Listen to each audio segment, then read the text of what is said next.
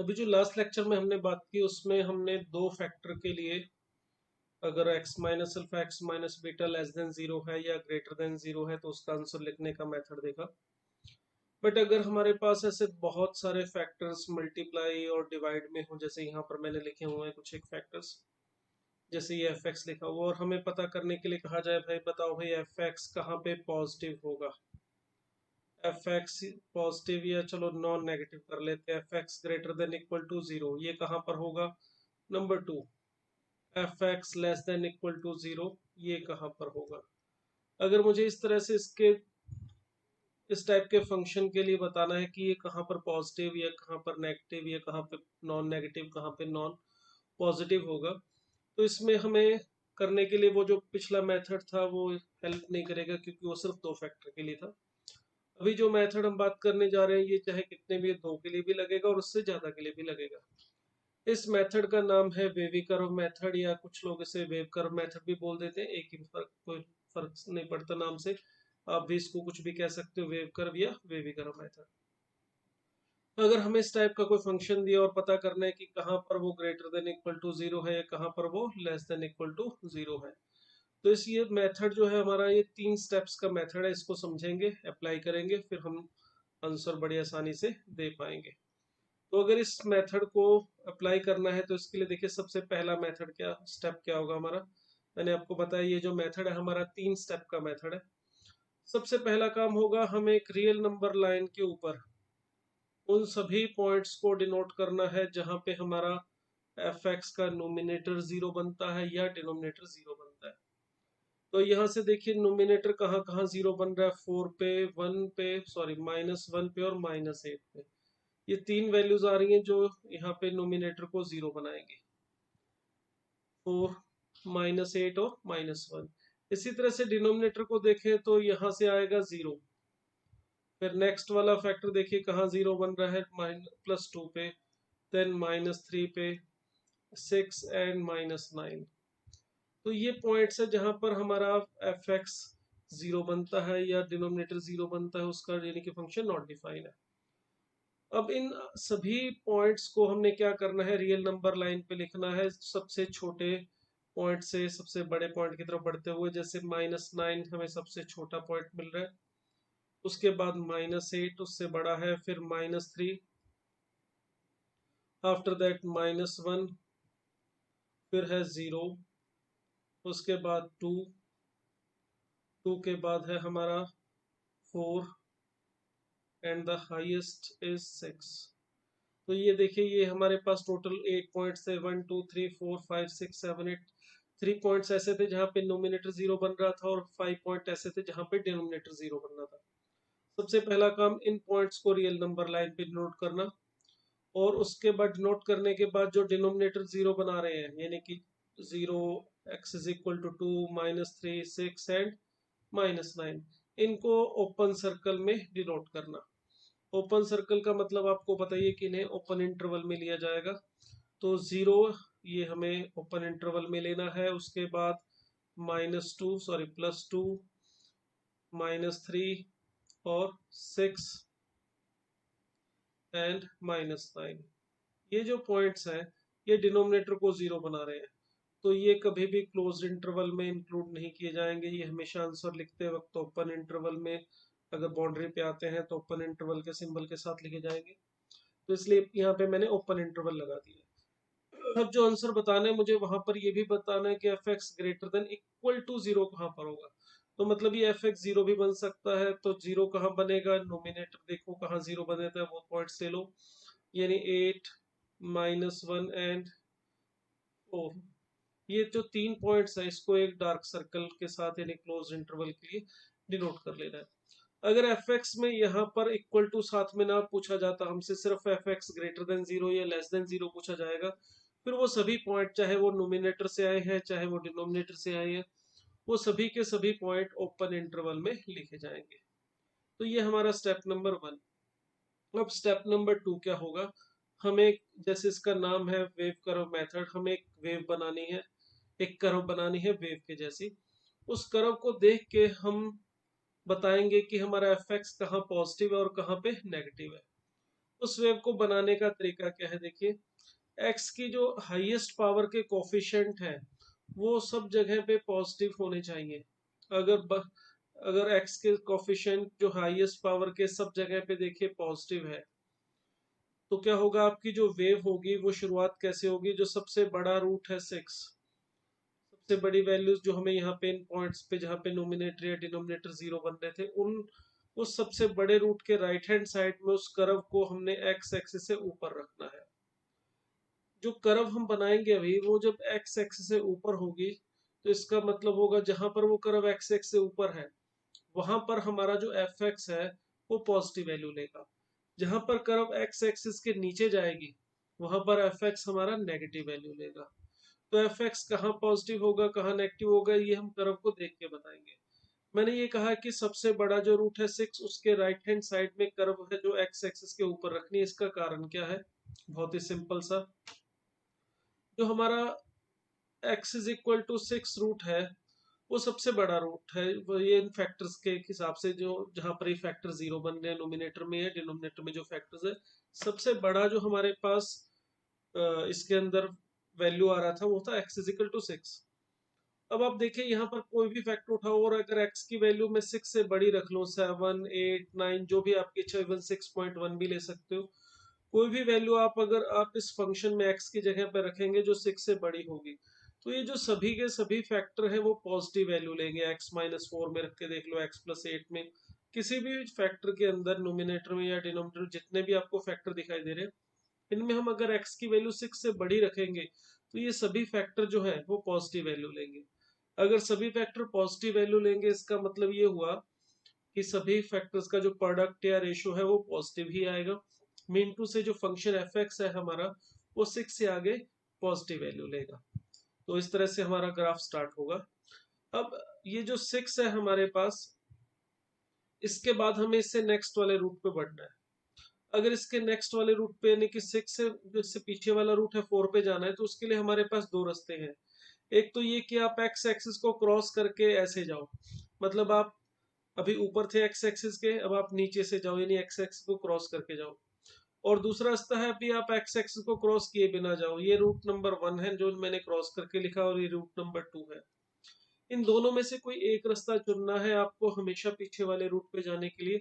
और वो रास्ता चुनेंगे कैसे, उस रास्ते को चुनने के लिए आप जिस रूट पे खड़े हो, जैसे हम यहाँ पे 6 पे खड़े थे, तो x-6 इस फैक्टर को देखो ध्यान से, और इस फैक्टर को देखो, इसमें जो x-6 की डिग्री है जो यहाँ पे पावर है वो है 1। अगर ये पावर ऑड है तो इसका मतलब होगा आपको पीछे वाले रूट पे जाने के लिए एक्स एक्सिस को क्रॉस करना है।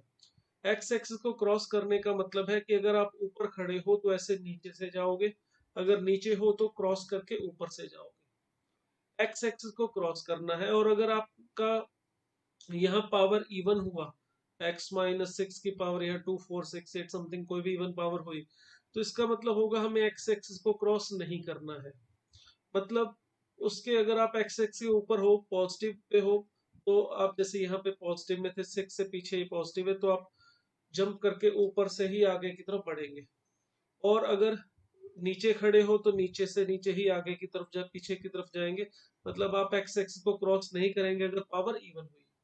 कारण सिंपल है, देखिए अगर x-6 की पावर 1 दिखाई दे रही है अपने को यहाँ पे 1, अब इसमें अगर मैं आपसे कहूं भाई x की वैल्यू 6 से थोड़ी सी बड़ी रखो, 6.1 रख लो, तो 6.1 माइनस 6 पे ये वैल्यू पॉजिटिव आएगी, यानी 6 से आगे की तरफ राइट हैंड साइड की तरफ ये पॉजिटिव वैल्यू लेगी। अगर 6 से मैं थोड़ी सी भी छोटी वैल्यू रखता हूँ जैसे 5.8, तो 5.8 माइनस 6 ये देखिए ये नेगेटिव वैल्यू आएगा। इंटू से अगर पावर ऑड है x-6 पे, तो x इज इक्वल टू 6 के लेफ्ट और राइट साइड में फंक्शन अपोजिट साइन की वैल्यू लेगा। मतलब अगर आगे पॉजिटिव है तो पीछे नेगेटिव होगा, अगर आगे नेगेटिव है तो पीछे पॉजिटिव होगा, मतलब एफ एक्स वहां पर अपना साइन चेंज करेगा। अगर यहाँ पावर 1 की बजाय 2 होती, यहाँ पे अगर x-6 की पावर 2 4 6 या कोई भी इवन पावर होती, तो देखिए आप x की वैल्यू चाहे तो रख लीजिए 6 से छोटी, या है रखिए 6 से बड़ी, अगर यहाँ पे पावर इवन है तो ये आपको पॉजिटिव वैल्यू ही मिलेगी। मतलब x इज इक्वल टू 6 पे उससे आगे या पीछे एफ एक्स अपना साइन चेंज नहीं करेगा। तो जब भी आपको किसी भी रूट से उससे पीछे वाले रूट पे जाना है तो ये डिसाइड करना है कि एक्स एक्स को क्रॉस करके जाना है या बिना क्रॉस किए। उसको डिसाइड करने के लिए आप जिस फैक्टर पे जिस रूट पे खड़े हो उसकी डिग्री चेक कीजिए, उसकी पावर चेक कीजिए। अगर वो पावर ऑड हुई तो आप क्रॉस करके एक्स एक्सिस को उससे पीछे वाले रूट पे जाएंगे। अगर वो पावर इवन हुई तो आप एक्स एक्सिस को क्रॉस नहीं करेंगे, ऊपर है तो ऊपर से ही जंप करके पीछे के वाले रूट पे जाएंगे, और नीचे हो तो नीचे वाले रूट से ही चलते जाएंगे पीछे की तरफ। अब यहाँ पे क्योंकि डिग्री ऑड थी तो इसका मतलब यहाँ पे हमें रूट नंबर 1 चुनना चाहिए, तो ये रूट नंबर 2 हम यहाँ पे नहीं लेंगे। तो हम एक्स एक्स को क्रॉस करके बढ़े और 4 पे पहुंच गए। अब देखिए 4 से मुझे इससे पीछे वाले रूट पे जाना है, दैट इज 2। तो 4 देखिए कहाँ से आ रहा था, इस जगह से। ये जो हमारे पास x इज ये वाला है x-4, इसकी पावर देखिए 2017 है। ये ऑड पावर है। अगर ये ऑड पावर है तो इसका मतलब अगर मुझे इससे पीछे वाले रूट पे जाना है तो फिर x एक्सिस को क्रॉस करके जाना पड़ेगा। तो इस तरह से x क्रॉस करके हम 2 पे पहुंच गए। अब 2 देखेंगे कहाँ से आ रहा था हमारा, इस जगह से। ये देखिए, और इसकी पावर कितनी है 3, यानी कि ऑड है पावर। पावर ऑड है तो इसका मतलब यहाँ पर भी हम क्रॉस करके आगे की तरफ बढ़ेंगे। मतलब एक्स एक्स से ऊपर थे तो क्रॉस करके ऐसे नीचे से 0 पे पहुंच गए। अब 0 कहाँ से आ रहा है ये चेक कीजिए, ये रहा देखिए, x इज इक्वल टू 0 यहाँ डिनोमिनेटर वाले इस फैक्टर से आ रहा था, और यहाँ पे पावर देखिए ये है 2016। अगर पावर 2016 है मतलब इवन पावर है, तो आप यहाँ पे x एक्स को क्रॉस नहीं कर सकते। आपको ऐसे नीचे थे तो नीचे से ही पिछले रूट पे जाना पड़ेगा। इसी तरह से फिर आप देखिए -1 पे खड़े हैं। अब आप -1 कहाँ से आ रहा था, यहाँ से देखिए, ये हमारा x+1 था और इसकी पावर ऊपर नहीं कुछ लिखी है, मतलब 1 पावर है। तो इसका मतलब x+1 की जो पावर है वो ऑड है। तो पावर ऑड होने का मतलब आप क्रॉस करके इससे पीछे वाले रूट पे जाएंगे।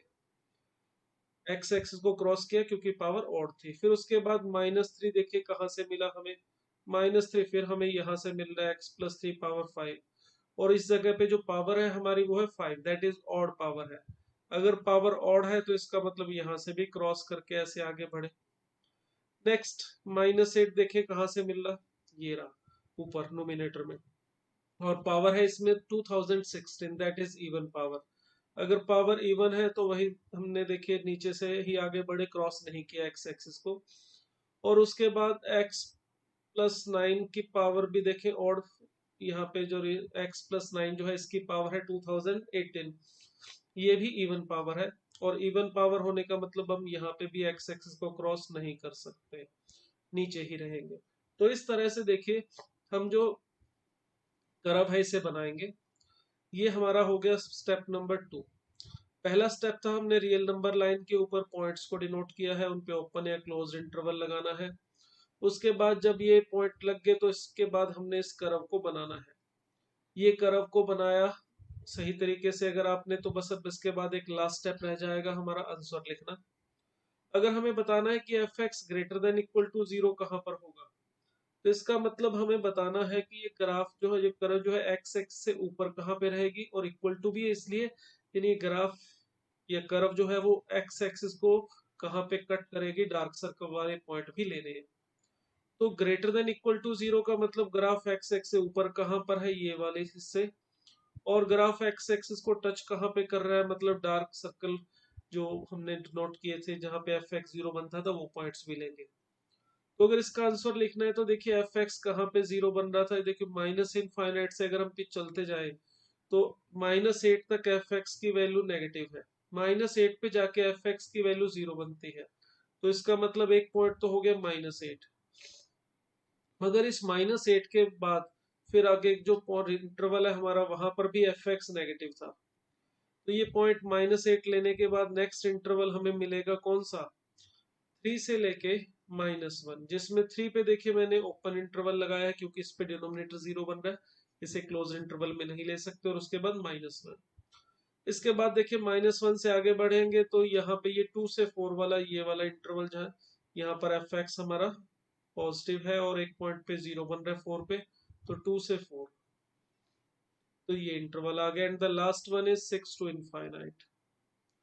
तो ये वो आंसर, ये वो इंटरवल है जहां पर एफ एक्स की वैल्यू हमारी 0 या 0 से बड़ी होगी, 0 या 0 से बड़ी। अगर यहाँ पे ग्रेटर देन का साइन होता, सिर्फ इक्वल टू का साइन नहीं होता, तो उस केस में ये जो पॉइंट्स है हमारा -8 ये नहीं लेते हम, यहाँ पे ओपन सर्कल आता, और -1 और 4 पे भी ओपन इंटरवल होता, क्योंकि उसको भी हम नहीं ले सकते थे। अब इक्वल टू है इस वजह से -8, -1 और 4 ये पॉइंट लिए गए हैं। अब अगर मुझे लेस देन का आंसर देना है तो इसके लिए देखिए कौन सा इंटरवल है जहां पर एफ एक्स की वैल्यू 0 से छोटी है और इक्वल टू का मतलब टच करती है। तो ये हमारे जो इंटरवल है, जहां पे देखो ग्राफ आपको एक्स एक्सिस से नीचे दिखाई दे रहा है, यहाँ पर एफ एक्स नेगेटिव है, और ये जो डार्क सर्कल वाले पॉइंट है यहाँ पर एफ एक्स 0 है। तो पहले देखिए -9 से लेके, सॉरी माइनस इनफाइनाइट से लेके -9, मैंने सीधा -9 से -8 इसलिए नहीं लिखा क्योंकि बीच में जो -9 है उसे हमने हटाना है, क्योंकि वो डिनोमिनेटर को 0 बना रहा है। तो माइनस इनफाइनाइट से लेके -9 ये हमारा पहला इंटरवल। उसके बाद यूनियन -9 से लेके -8, जिसमें -8 पे क्लोज इंटरवल, ये दूसरा इंटरवल आ गया। मगर आप इसमें देखो -8 से फिर -3 जाने की बजाय हमने अगर -9 से सीधा 3 लेना है तो वो भी ले सकते हैं, क्योंकि अगर हमें -8 को इंक्लूड करना ही है तो इसको फिर आप ऐसे दो टुकड़ों में करने की यहाँ पे जरूरत नहीं है। आप इसमें यहाँ पे -8 की जगह पे सीधा सीधा -3 पे ले जा सकते हैं। -8 इसमें अपने आप इंक्लूड हो जाएगा। यहाँ पर मैंने सीधा -9 से -3 नहीं लिखा था, क्योंकि बीच में ये पॉइंट जो -9 था, ये वाला पॉइंट देखिए हम नहीं ले सकते थे, यहाँ पर ओपन सर्कल लगा हुआ है।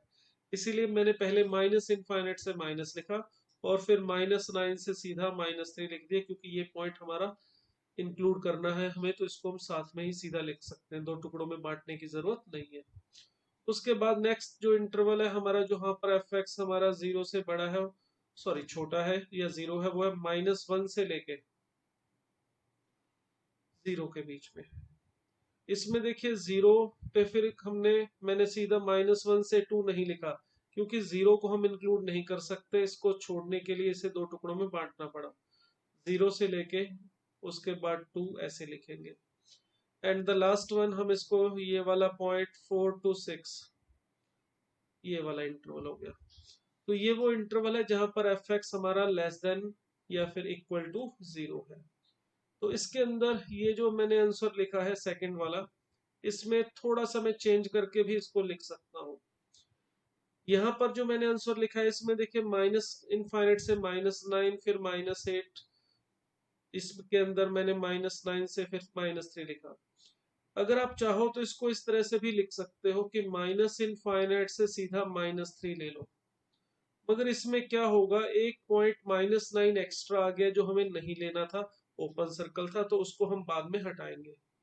इसी तरह से उसके बाद हमारे पास ये जो इंटरवल हमने दो टुकड़ों में बांट के लिखा, -1 से लेके 0, ठीक है, यहाँ पे ये लिखा हुआ है -1 से 0 फिर 0 से 2, क्योंकि इसमें हमने 0 को छोड़ना था, बीच में नहीं लेना था, इसीलिए दो टुकड़ों में बांट के लिखा।